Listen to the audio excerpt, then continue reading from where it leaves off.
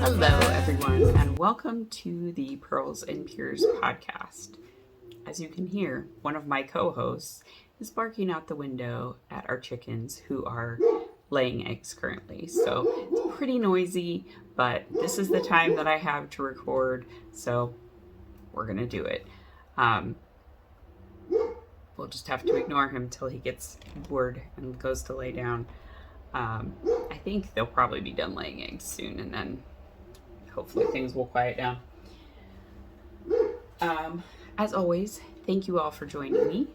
Welcome to any new viewers, and welcome back to any returning viewers. I appreciate each and every one of you. And today is May the 7th.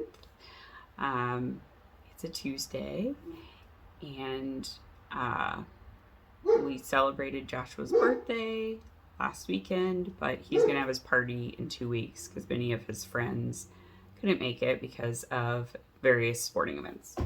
So I have 2 finished objects to show to you today and some whips. So let's get into it. I'm kind of wondering where the buttons for this are. I really better not have misplaced them.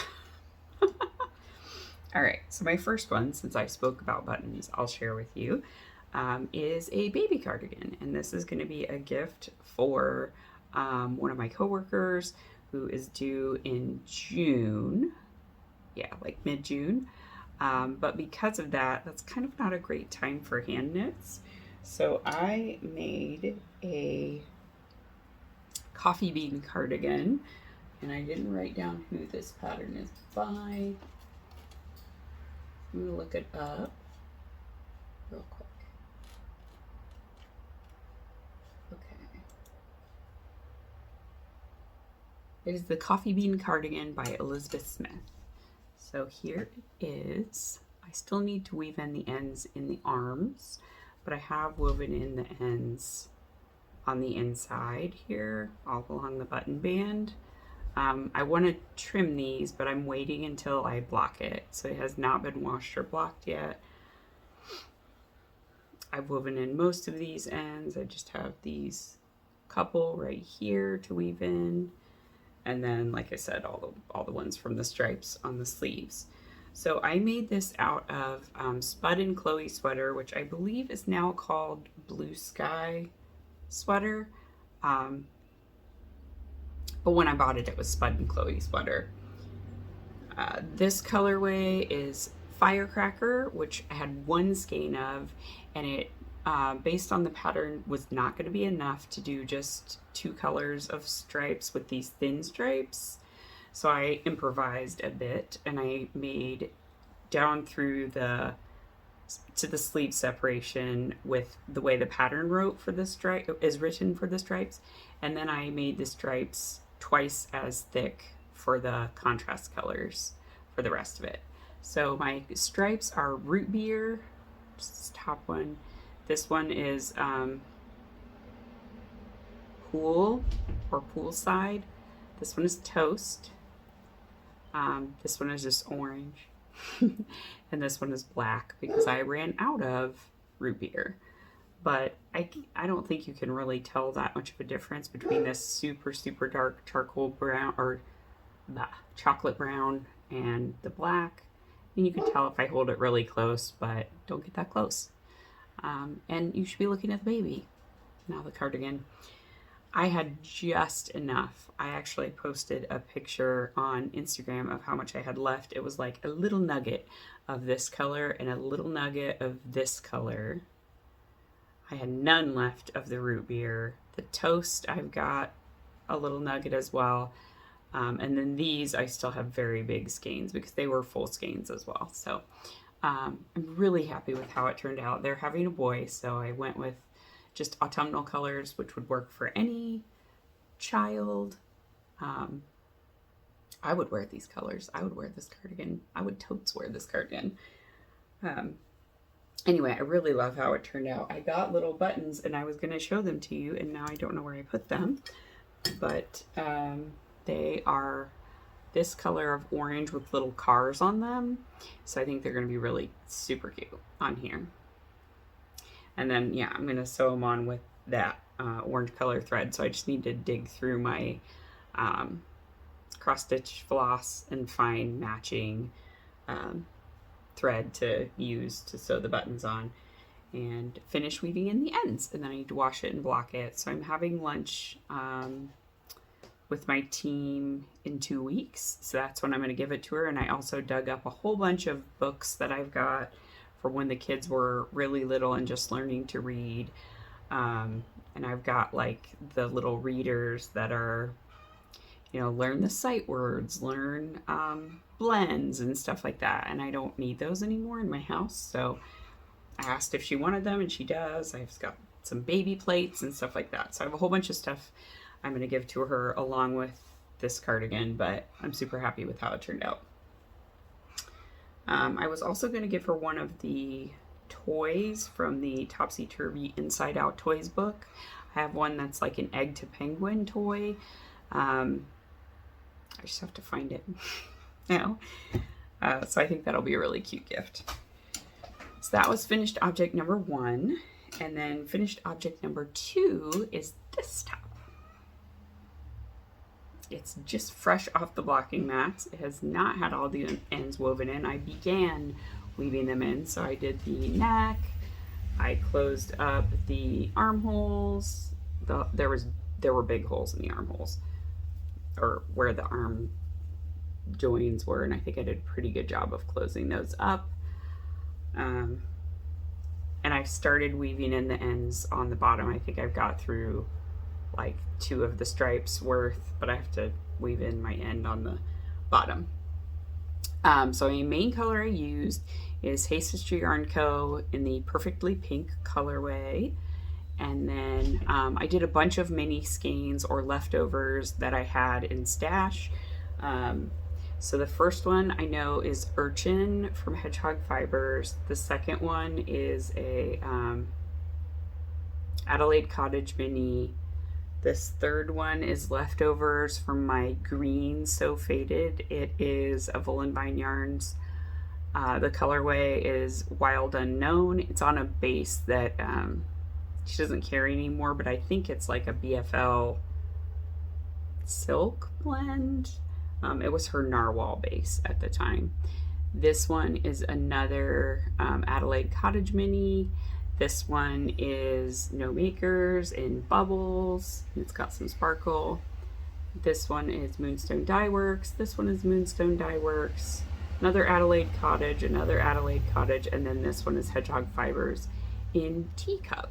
So what I tried to do was light, darker, darker, darker, light, darker, darker, darker, light.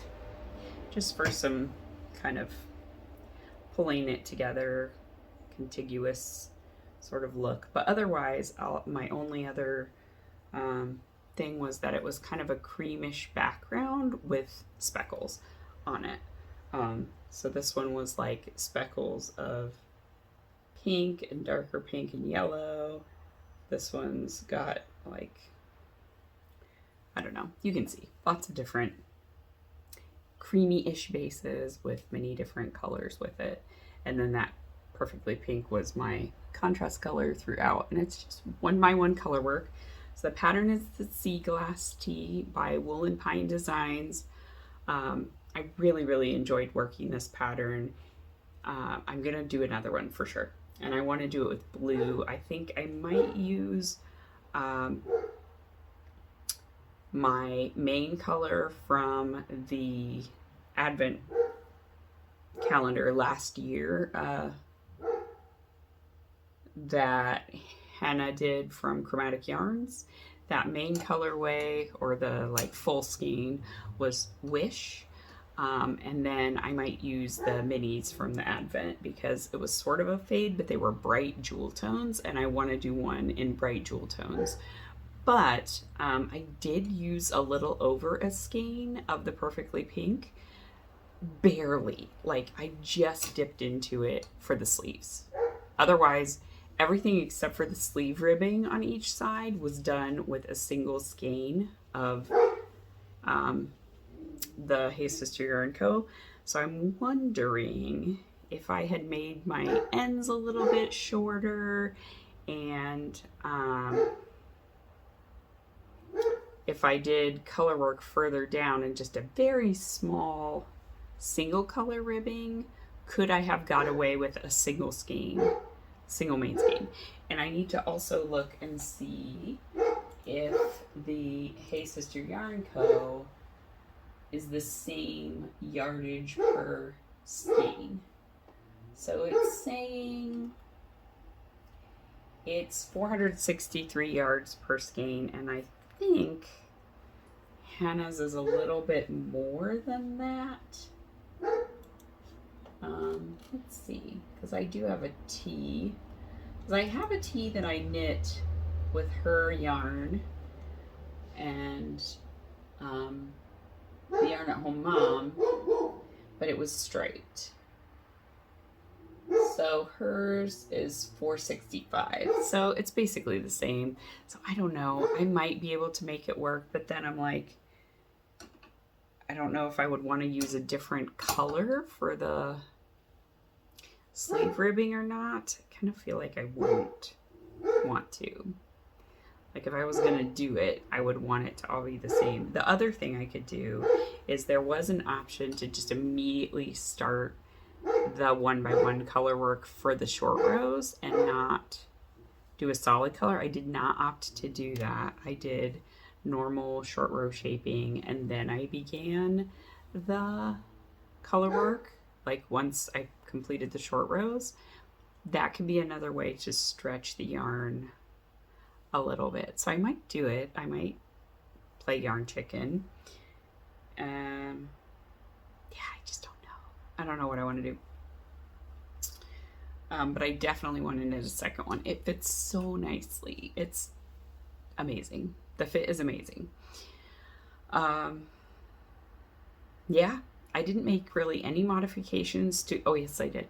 So the only modification I made to the pattern is I have a apparently very short, whatever this is, yoke depth before my arms start or stop. Yeah.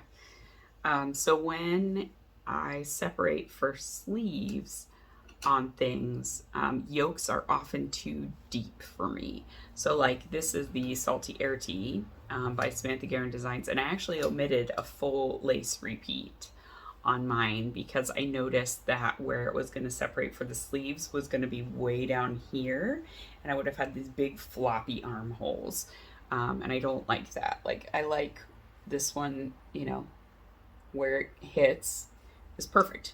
It doesn't have a big gap. I don't like kind of the floppy thing, especially with a summer tee. So I did omit like 10 rounds there because it said like once you've done all your increases to just work even for another 1.5 inches. And I was like, I don't need to. This is the perfect place for me to separate for sleeves. And it worked out really nicely. Like I said, it fits amazing. So that's definitely how I'd work it again. I wrote all the notes down on my pattern printout that I have. So yeah, I kind of want to start another one soon because I liked it that much. It was just, every stitch was a joy.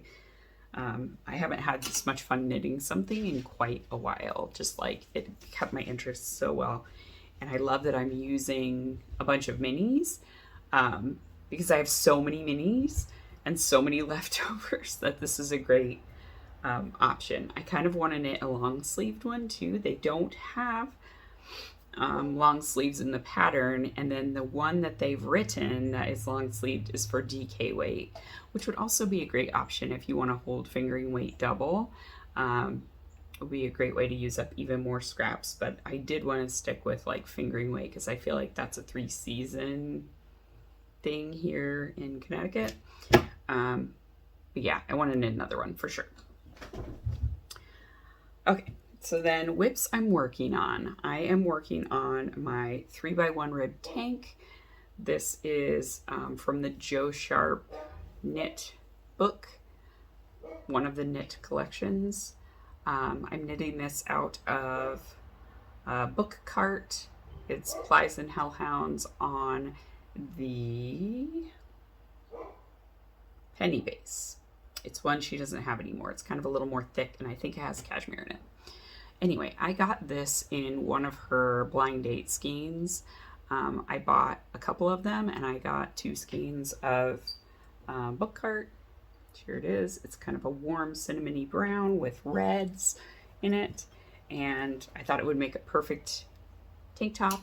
So this one is a 3x1 rib, and then at the very top you mimic this bottom, which is 1x1 rib. So you just kind of do a little 1x1 rib on the top portion. Like right here, it's a square neckline, and then you pick up and knit straps up and over, and they're very thick ribbed straps with kind of garter stitch edges so they don't roll. And then you put like little buttons on the front. They're sewed down, but the buttons are decorative. And on it, I've got a little, this is my stitch marker I got at the Fiber Witch Festival from Dragonhorn Yarns. So I've definitely been putting some work into this one while I'm waiting for things to be sent to me for work, because it's 3x1 rib. It's very easy. I do have quite a bit to do left. I think I have several inches left of the straight body portion. I haven't tried it on, but this area takes up a lot of space. So it looks like it's long until you stretch it over your breasts. And then it is not so long anymore. Yeah, so it's not super interesting, but it is going to be super cute. And I think it's going to look really good with like jean shorts and some brown sandals. I've got ideas. Or a jean skirt. Denim skirt, whatever. And then I picked this up yesterday. So it had been on hold for a little while, but this is my summer frolic. So it is the fall frolic by Samantha Guerin Designs, but with short sleeves. So Gabby from Plies and Hellhounds made hers short sleeved, and she mimicked or mirrored this pattern on the cuff of the sleeve, and I really, really liked it. So I wanted to make another one that same way. I love a good pink gray combo. So this one is also Haste Yarn Co. I only have 2 sweater quantities. I only ever bought 2 sweater quantities from them of yarn. So this is my second one. So this is on their Alonzi base. It is the Favorite Tea colorway. And then this is Chromatic Yarns in Hamster Unicorns. I think it's Hamster Unicorns. So it is a pink with rainbow speckles. It's so cute. So I'm on my last set of this 1x1 color work, and then I will be separating for the sleeves very soon. I finally transferred it to a longer cable because I'd just been squishing down the stitches and I was starting to get tired of it. I do have a stitch marker on there from Hannah, the Corner of Craft and Chromatic Yarns. It's a little sheepy. And then I've got a sheep stitch marker as well from Wee Ones. Come on. He's got a cute little face. Anyway, from Wee Ones Creations. So very sheepy on that. And it's in my Pyrs bag that my friend Sue made for me. I love this fabric. It's got Pyrs and coffee. So that's what I'm kind of working on currently, is this sweater. And then plans for the future. Okay, so I talked about wanting to make another sea glass tee. That's probably what I'm going to cast on soonish. And then the other thing I wanted to make is the Virginia top by Joji Locatelli. So it's shown here as a vest over something, but she also has pictures on her Instagram of wearing it as a tank top, and I really liked it. So it's got a V-neck on both sides, and it's got lace panels going down the front and the back, I think. I feel like they're on the back also. There's no pictures of the back, but I do think it's mirrored on the back of it. And it's knit top down, which is nice. Oh, there is one at the back. Okay, hang on. Okay. There we go. So it says it has bobbles, which if it does, I don't want them. I'm hoping I can avoid them. I think they're in the center of this lace panel. And I think if I just do a purl stitch, it'll be fine.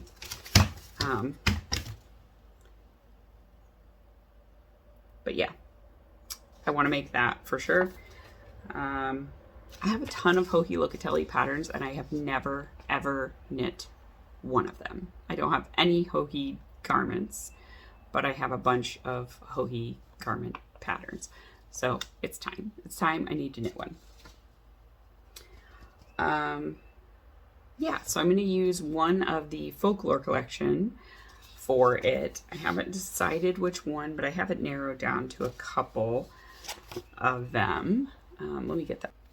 Okay, so she says in the pattern that she wrote it for like highly speckled or variegated yarn, which is great. So I'm thinking either this one, which is Yali, and it's on lucent, so it has mainly this kind of purple background, and then it's got, you know, flecks of orange and green and brown in it.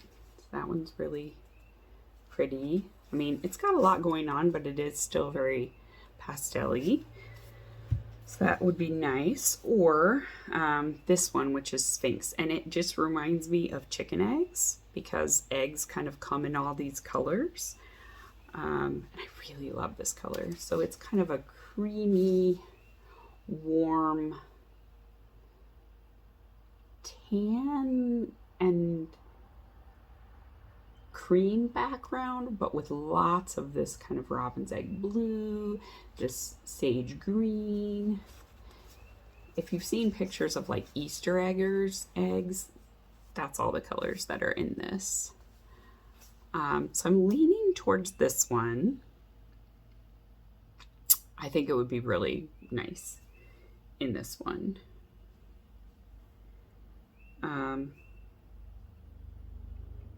Yeah, I don't know why, but I really like this one for it. So yeah, I think it might be this one is the winner for the Virginia top, and I want to wind that up. I have a couple different skeins that I want to wind up right now.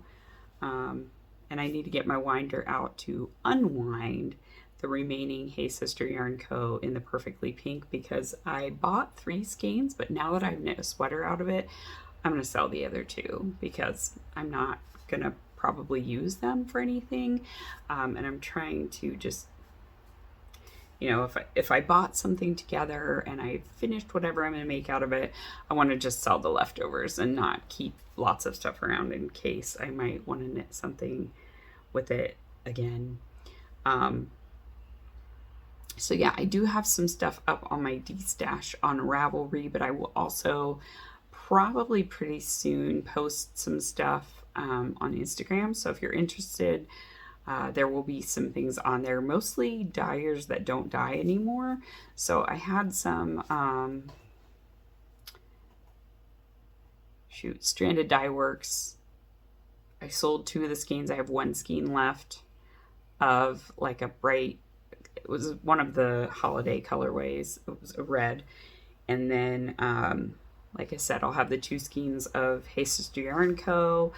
I might have one of this. I'll have one of this gray left. I don't know if I'll have 2. I'll have to see how this shakes out. I don't know if I'll be able, I might be able to squeeze out the rest of that sweater with 1 skein. Because again, it's going to be short sleeved, but I don't know. Yeah, and then I've got stranded, not stranded. Goodness. Pillow mint, stress knits.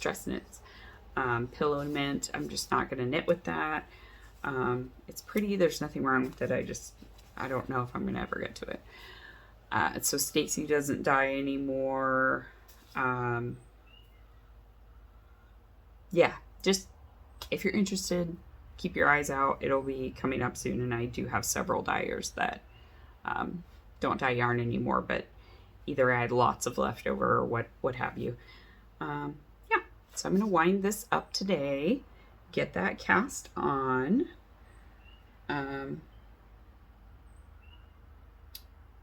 Yeah, I don't really have anything else to share. Do I?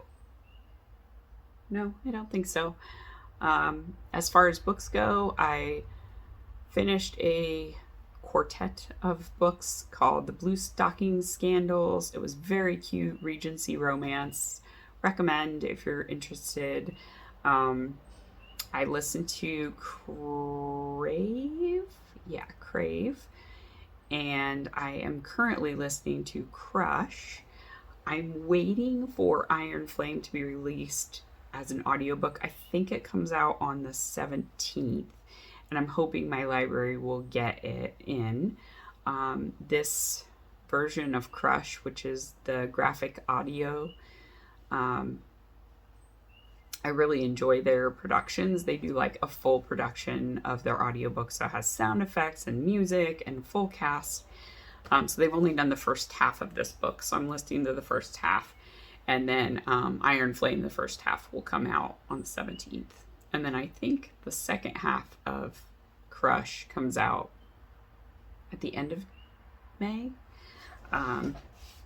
So I'll check that one out when it gets on our library.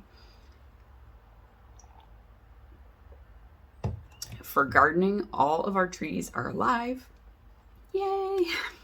So all the ones that we planted this year have put out leaves or buds. All of our berries are alive as well. So we planted a ton of raspberries, blackberries. We did boysenberries, tayberries, salmon berries. So we have 4 salmon berries. They all survived. Wintergreen also survived. Is that it? Oh, we planted seeds as well. So we did peas, carrots, beets, green onions. And those are out. The peas are getting close to needing a trellis of some sort. And, the carrots, beets, and onions were kind of mixed success, but they're still little seedlings. We planted them pretty early so that we could get a little bit of a jump on the growing season. Our rain barrel is working out great, so we installed a rain barrel, and we've been able to water our garden completely from the rain barrel, which is really exciting. We've wanted to get one for years, so it's really cool to see that plan come to fruition. And yeah, our strawberries are flowering, so hopefully we'll get a nice crop of strawberries this year, because we put them in a couple of years ago. I think it was the pandemic times. So 2019, end of 2019, beginning of 2020. I think it was 2020 when we put them in. So they're about 4 years old now. So we got a decent amount of strawberries last year, but they've really spread a lot. So I expect to get more this year. And our honeyberries are also covered in flowers, as are our currants. So it should just be a good fruit year this year, which is very, very fun. And we have we put in 2 more raised beds this year. So we will put tomatoes in those, and we'll be putting those in, I think, this weekend. We were talking about going on Mother's Day, which in the US is this Sunday. So we're talking about going to buy our tomato plants this weekend, because that's basically the frost-free date, and we'll have time to do it. And I like gardening, so that sounds like an ideal Mother's Day for me. And yeah, in terms of activity, I've been trying to get all my steps in every day. I did try, my husband has a bike and like this contraption that you can attach to the back wheel so it becomes like a stationary bike in your house. And so I tried riding it and knitting. It did work out, but the seat was not my friend. So seats on men's bicycles are very uncomfortable. So I ordered a different seat. He ordered a post, and he put it on today. So hopefully I'll get to try that out this evening. I got one that's like a wider seat without like the nose portion, and it's meant more for like upright cruising, which is what I want to do, because I want to sit up and knit and listen to a podcast while I'm doing cycling. And that'll hopefully be another way I can be active. Like in the winter, it becomes very challenging to be as active because it's just so cold here.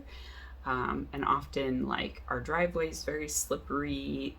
There's just snow and ice everywhere, and it's harder to walk as far. So hopefully that'll help.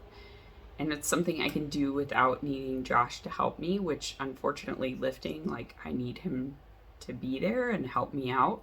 And so it just doesn't feel as accessible to me, but this feels like, hey, I can just go and, switch the bike seat out and just ride for a little while. So I'm excited about that too. So I will check back in and let you know how that goes. But yeah, otherwise that is everything I have to share for this week. So thank you all for joining me, and I hope that you get some time to do the things that you love, and I will talk to you soon. Okay, bye.